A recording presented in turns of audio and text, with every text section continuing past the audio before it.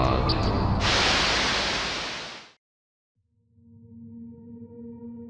Have you ever heard of the term Saturday morning cartoons? I'm sure all of you remember them. Watching them on your telly whilst eating breakfast, coming home from school to watch said cartoons, the good old days. I'm also certain you know what Underdog is. If you haven't seen it, just look it up. It has the cheesiest superhero moments ever seen in cartoon history, and doesn't even have an origin story. But enough about that, I'm here to talk about something that is related to this cartoon. I came across a forum on the Lost Media Wiki forums that was posted around 2015. From what I remember from the post, it said the following.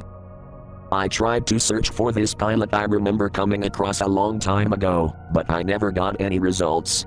The only thing I managed to find was some concept art for the main characters. Please help me search for this pilot. I need this to be found as soon as possible. Below this string of text was an image. From what I recall from the image, both of the designs were quite different than the ones from the final product. Underdog's design had short sleeves on his shirt, 3 strings of hair, different ears, a shorter cape, and a tail. Purebred's design on the other hand was basically just a woman with yellow hair, a pink sweater, black pants, and some heels. Whilst looking at the image, I noticed a comment that was posted a day after the post.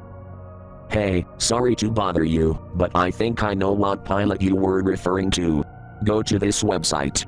I'm sure it will give you the answer. Underneath the comment was a link. I clicked on it, and it took me to the said website, which was basically just a gray background with some random images belonging to cartoons, such as Teenage Mutant Ninja Turtles, Garfield and Friends, etc. I scrolled down for a bit, until I found a link, labeled in blue. UnderdogTestPilot.mp4 was the title. I clicked on the link, which took me to a Google Drive link containing the pilot. Before I pressed play, I checked the description of the video, which said the following. This pilot was shown to a test group at NBC in 1963, but they didn't like it due to how violent it was. The voice actors were surprisingly different compared to the ones in the final product, with Mel Blanc voicing Underdog, and June Foray voicing Purebred. After reading the description, I began to press play as the video begins with a screen that said the following. Underdog early pilot. Do not release to the public. Copyright, 1963. The image stayed on the screen for 5 seconds, whilst a short beeping noise was played throughout the entirety of said image. It later disappears as it then goes to the intro. The intro depicted a giant machine rolling through the city, before it's revealed to be a generic-looking robot. Its claws grab onto Polly, who was running for her life, presumably from the robot. She calls out Underdog's name as he later comes in and punches the robot, causing it to destroy a building. The intro ends with Underdog soaring through the air as a bright light shines behind him. A title card appeared, labeled in red, which reads, Safe Wave. The title fades out as the sky pans to a shot of a city.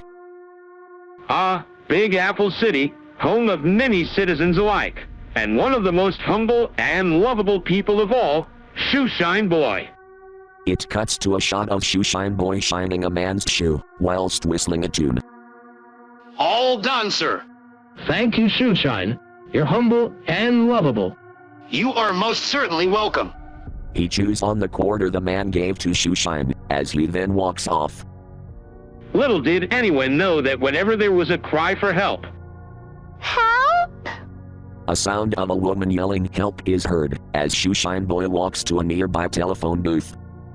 he would become in real life. The telephone booth explodes, as it is then revealed that he had turned into Underdog. The narrator says the hero's name as a fanfare plays in the background. Help! The same woman yelling help is heard from earlier. Hark, hark. I think I hear a scream. It would seem as though someone is in trouble. I shall help her though. Up, up, up, and away I go. Underdog then flies off as the scene cuts to him soaring through the air. Help! Somebody! Underdog then lands behind a woman with a red dress, whilst his cape was covering his face. My son has been accidentally locked in a bank vault. Say no more, ma'am. I ain't slow. up, up, up, and away I go. Underdog then flies to a nearby bank as he crashes through the wall of said bank. Have no fear, citizens. Underdog is here. Stand aside, for with bare hands, I shall stretch this vault like a rubber band. He later destroys the vault as an old man notices and tries to get Underdog to stop, but as the screen shakes whilst a loud crash sound effect is heard, the old man closes his eyes before opening them again.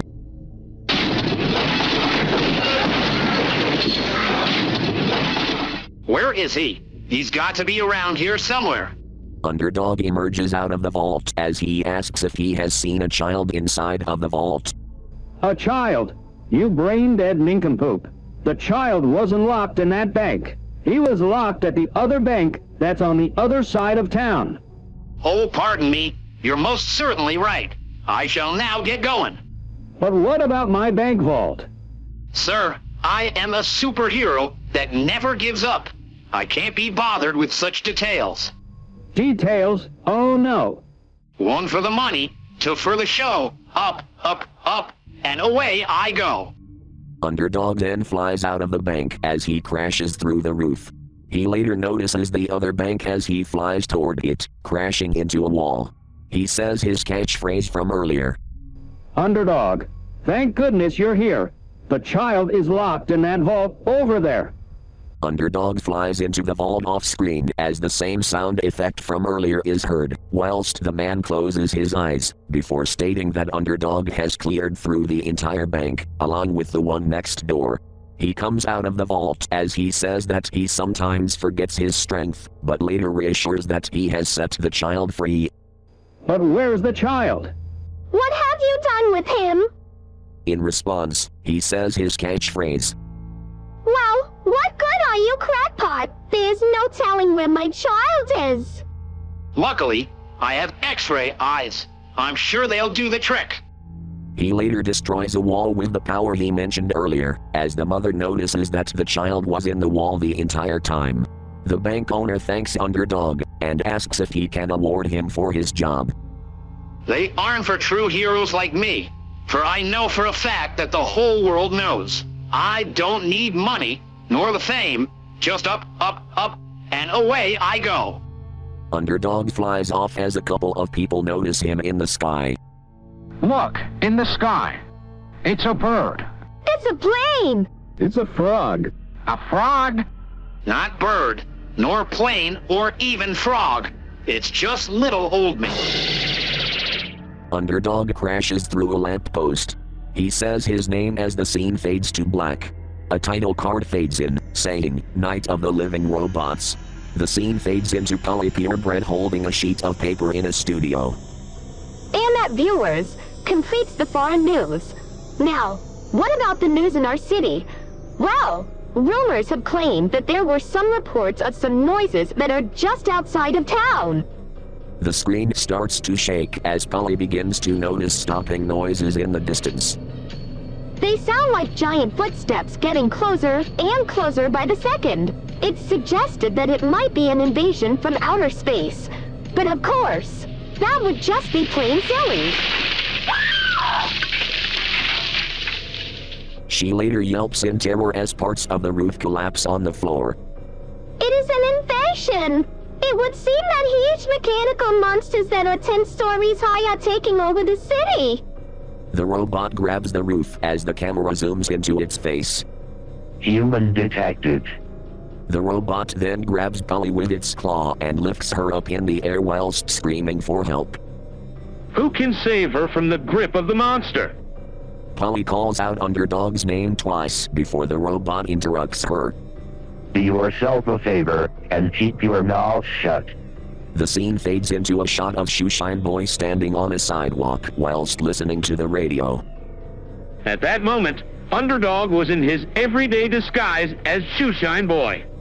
He shakes the radio with an angry expression, possibly trying to get it to work, before Polly's cries come out of the speakers. I think I hear Polly's cries for help. Fear not, Polly, for I shall save you. Underdog runs up to a telephone booth as it explodes, as the narrator explains the entire transformation. He later flies off as the scene cuts to a shot of the robot holding Polly. Put me down, you foul fiend! Does it look like I give a cat hoot? I don't. Underdog then appears out of nowhere as the robot notices him. He later starts saying his catchphrase as he approaches the robot in an attempt to punch it, before hurting his wrist in the process. Ah, that robot seems to be tougher than I thought. Guess I gotta use my pile driver fist for this one. He later begins punching the robot, causing some parts of it to fall on random objects, either with the citizens reacting to it, or just doing nothing. Wait, Underdog! You gotta get me down first! Alright, my mistake. I'll take care of the robot later. He later gets Polly out of the grip as he places her in a trash can whilst thanking him. He then continues punching the robot until it collapses to the ground. Underdog then lands on the ground as he does a salute pose. But what about the other mechanical monsters? A scientist comes in and explains how the monsters have glass tubes on their heads, and if he breaks them, they wouldn't be able to function. Underdog suggests that he would use his voice to make hi-fi sounds, and that the tubes would break from all around the town. That just might work. Give it a shot, Underdog! He later uses his hi-fi voice he mentioned earlier as one of the robots collapse to the ground, whilst causing street lamps, mirrors and pickle jars to break into pieces. One of the citizens gets mad at Underdog, stating that he has ruined the town with the destruction he caused. He later says that he's a hero that never gives up, and that he can't be bothered with the details the people tell him. You should be thanking him for stopping the robots. As a reward, I am going to give him a big kiss. Underdog backs away from Polly as he states that true heroes are never paid, and that he is the truest hero ever made. The episode later ends with the usual dialogue in the previous episode, along with Underdog crashing into a random building. A red background with white text saying, "Simon says," fades into the screen, then fades to a shot of a mansion. The camera zooms into one of the windows, as Simon Bar Sinister is revealed as a shadow in one of the windows. Finally, after years of hard work, I have finally completed my latest invention.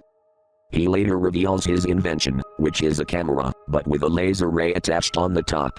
He would eventually walk up to a rat, as he demands it to hold it, before turning the rat into a picture frame.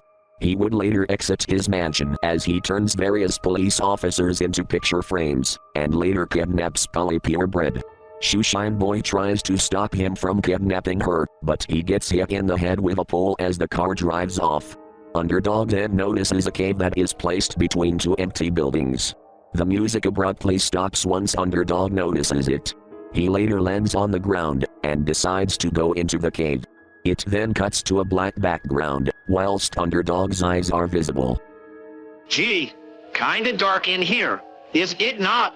Is there a flashlight in here? Underdog walks off screen, whilst various bumping noises are heard, indicating that Underdog hit the walls in the cave. Ah, there we go. Underdog then picks up a flashlight as he turns it on, only to be greeted with a black silhouette of a man in the distance. It later waves at Underdog as he shivers. What? Who is out there? The silhouette slowly walks toward Underdog as he continues shivering in fear. Stay back. Don't make me use my powers on you. The silhouette reveals itself to be a tall man, wearing white glasses, gray pants, and a hat. The figure leans toward Underdog whilst a grin is visible on its face. Why, hello there, peasant. Before Underdog could stutter a word, the figure interrupts him. Who I am is not important. What's important is that, well, your powers. I want to know how you even got them in the first place. You don't mean? I'm serious. I need to know how you got them. I need answers. Listen, you don't know it yet, but my identity cannot be revealed by anyone. Not even Polly, nor Simon.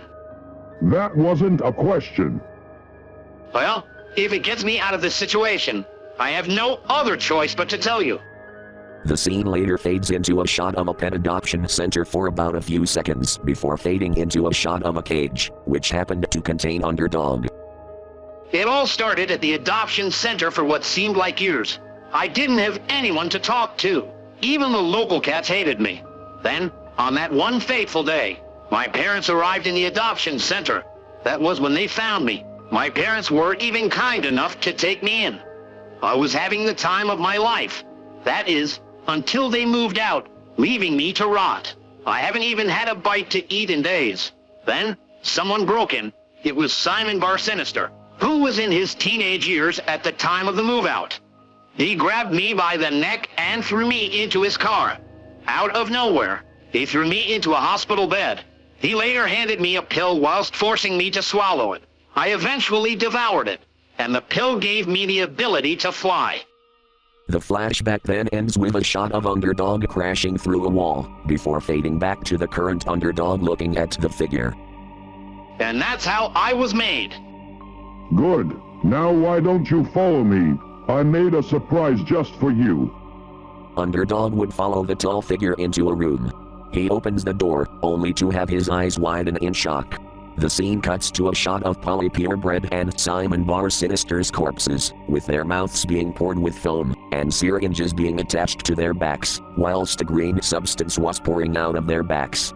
Their eyes were stitched onto by buttons, whilst their mouths were carved into a smile. No blood was visible, probably due to an animation error, or in this case way too graphic to be added.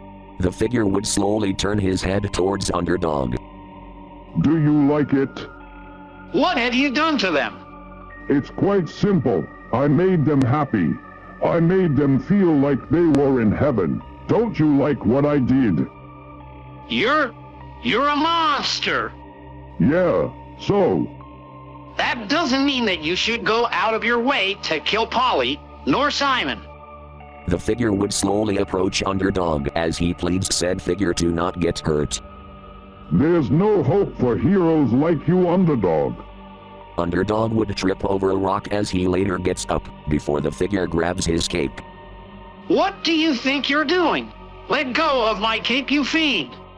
I don't think so. Your cries won't even bother saving you. I'll make you suffer the same fate as them.